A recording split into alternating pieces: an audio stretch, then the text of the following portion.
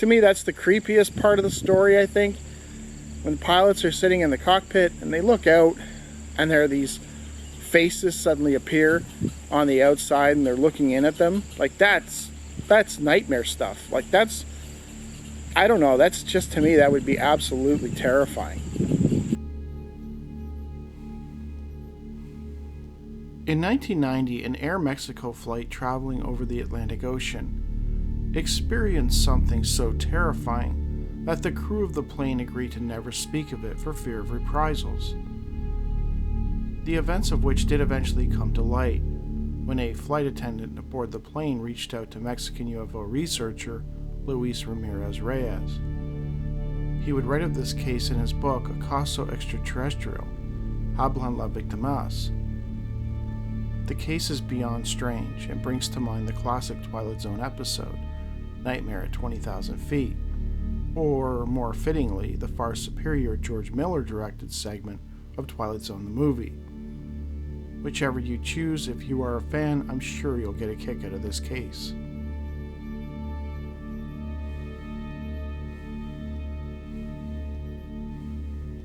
In 1990, Bertha Tello was employed as a flight attendant for the airline Air Mexico, which was founded in 1934 and continued to operate without issue until 2020 when it filed for bankruptcy. She recalled that on that night, they had just dropped off passengers in Nassau, Bahamas, and were returning home with only the crew members on board. Due to the events in the Gulf, the rising cost of fuel made these types of trips infrequent, so the staff made the most of the downtime, attempting to catch up on some much-needed sleep during the flight back. Bertha, who was tired but found herself unable to sleep, checked her watch and noted that it was around 3 a.m. The plane was scheduled to arrive back in Mexico City at around 5 a.m. Most of the flight attendants were asleep when she decided to go to the cockpit and chat with the pilots, whom she had a good relationship with. About an hour and 15 minutes after departing Nassau, an extremely bright white light suddenly appeared outside the cockpit. This surprised not only Bertha, but the captain and the first officers as well. Thinking that one of the flight instruments had somehow caused the phenomenon, they checked around, attempting to locate the source. Tello felt this would be a good time to go and prepare some coffee for them, and for herself. The first-class kitchen was totally dark, so Tello, after leaving the cockpit, decided to go to the rear kitchen, walking through the passenger cabin, where some of the other crew members were sleeping. She was sure that the second kitchen light was on, and there was possibly even some coffee brewing from earlier. As she walked briskly down the aisle, she was just passing the wing section on the right side of the aircraft. She noticed something, out one of the windows, something moving over the wing.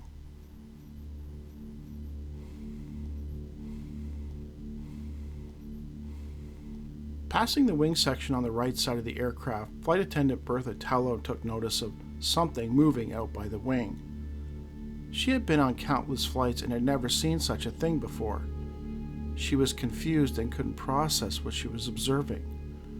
Given that she was tired and it was quite dark, she thought that maybe she was letting her imagination get the best of her. She shrugged it off and continued her walk towards the second kitchen. Once there, she prepared some fresh brewed coffee for the pilots. She began her return back to the cockpit with a tray of steaming caffeinated beverages. The thought of the thing out by the wing was still on her mind. Back inside the cockpit, she was going to tell the others of what she had seen. That's when she noticed that both the pilot and the first officer appeared very nervous. The strange light they'd observed earlier, it wasn't some type of malfunction. Whatever it was following them, and apparently it was very close to the cockpit. It was apparent to Bertha that they were quite concerned and not in a chatty mood, so she decided to head back to the kitchen to put some cups away and clean up. As she walked past the wing section, she decided to stop and peer out the window in hopes of making sense of what she saw earlier. This time, what she saw shocked her. She jolted backward in the seat. According to Tello, when she looked out the window, There was a face looking back at her from outside. She was horrified and had trouble comprehending what was happening. It began to set in with her that something truly bizarre was happening with the aircraft.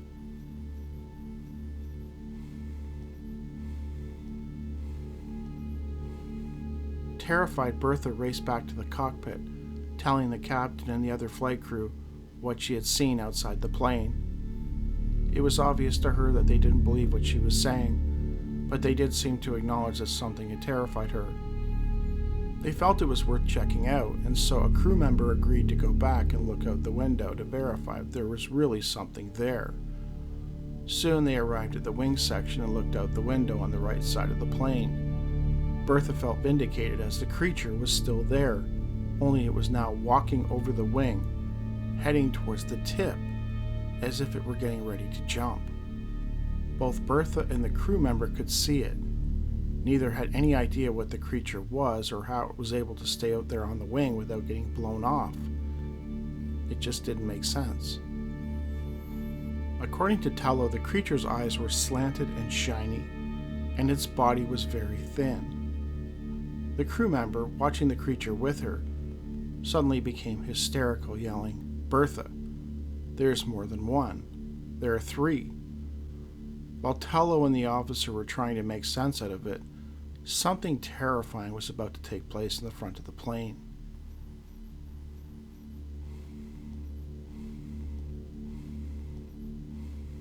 Back in the cockpit, the captain and the first officer could not believe their eyes when two of the creatures appeared outside the plane, peering into the window of the cockpit, looking in at the flight crew. It was like something out of a horror film. As they watched them, the captain and the first officer found that they were having trouble controlling the flight instruments. Everything was going haywire. They were at a complete loss to explain any of it, and had no idea what the creatures were looking in at them. This carried on for the next hour and a half, Bertha guessed. Faces appearing in the windows, instruments malfunctioning, and the strange light illuminating the cockpit. The captain even attempted to check the flight log and instruments to determine their current location, but was unable to establish it due to everything going crazy. Then it stopped. The bright light suddenly disappeared, along with the three entities outside the craft. According to Tello, all the watches aboard the plane had stopped, and the sound of turbines could not be heard during the event. But when the light disappeared, the noise from the turbine returned, and the watches started working again.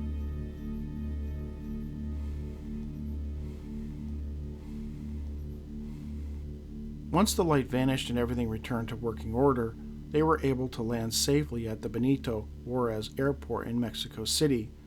According to Tello, there was a difference of 3 to 5 minutes in the watches, but to her it felt like an hour.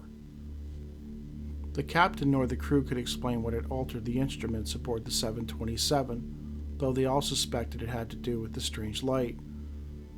Upon landing, everyone on board the plane had made a pact to never speak of it to anyone, as talking of such matters was strictly forbidden by the airline, and it could result in immediate dismissal.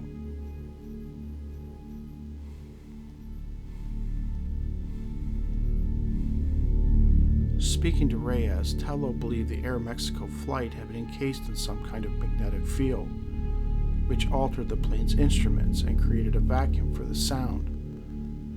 She believes that this was undoubtedly connected to the bright light and the strange creatures outside the cockpit and the cabin. She suspects also that much more may have taken place aboard the plane that evening, as she noted the very real time discrepancy.